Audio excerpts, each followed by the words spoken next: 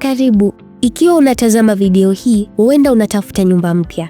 Labda nyumba yako ya kwanza Marekani. Chochote kilichokuleta katika nchi yetu, jimbo na jiji, tunafurahi sana upo hapa. Kimsingi, kutafuta nyumba mpya ni kipindi kinachofurahisha. Mwanzo mpya inaweza pia kuwa ngumu na isiyo na uhakika. Katika mfululizo huu wa video, tutaangalia mambo ya msingi ya kutafuta na kupangisha nyumba Pennsylvania, ili mwanzo wako mpya uwe rahisi iwezekanavyo.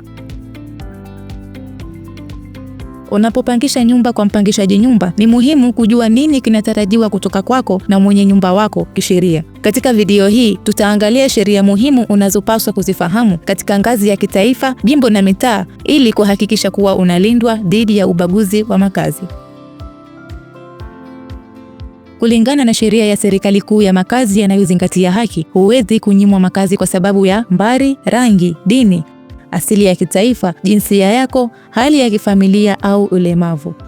Aidha, huwezi kukataliwa makazi kwa sababu ya umri wako ikiwa una zaidi ya miaka 40 au asili yako. Ikiwa unaishi katika jiji la New York, wapangishaji hawawezi kukunyima makazi kulingana na hali ya familia au ndoa au ujauzito, kuwa na mbwa mwongozaji au mnyama msaidizi, jinsia ikijumuisha unyanyasaji wa kijinsia, umri au kilema au ulemavu.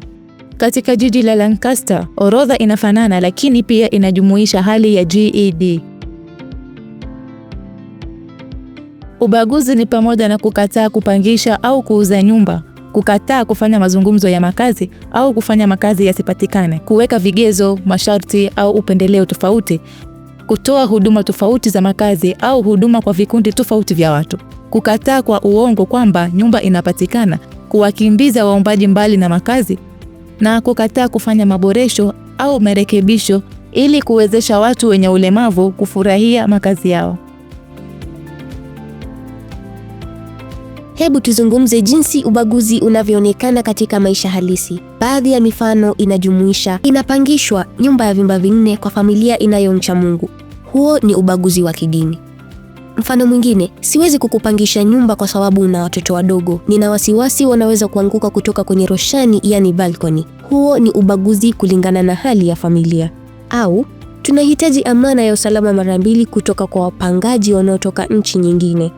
Hii inaonyesha ubaguzi kutokana na asili ya utaifa. Au nadhani utaishi vizuri zaidi katika nyumba ya upande huu wa mji kwa kuwa kuna watu wengi zaidi katika nchi yako. Huo ni mfano wa kile kinachoitwa kuwakimbiza, kukatisha tamaa watu kuishi mahali fulani kulingana na utambulisho wao. Hakuna kati ya aina hizi za ubaguzi ni sawa, na hakuna hata mojawapo ni halali. Habari mbaya ni kwamba wakati mwingine mambo haya hutokea. Habari njema ni kwamba ukikumbana na ubaguzi katika ufuataji wako wa nyumba, una haki.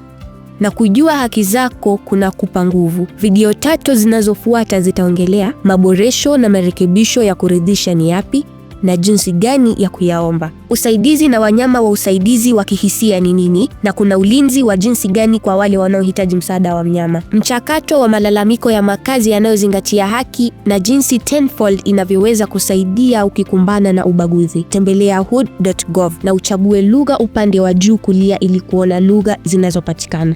Asante kwa kutazama.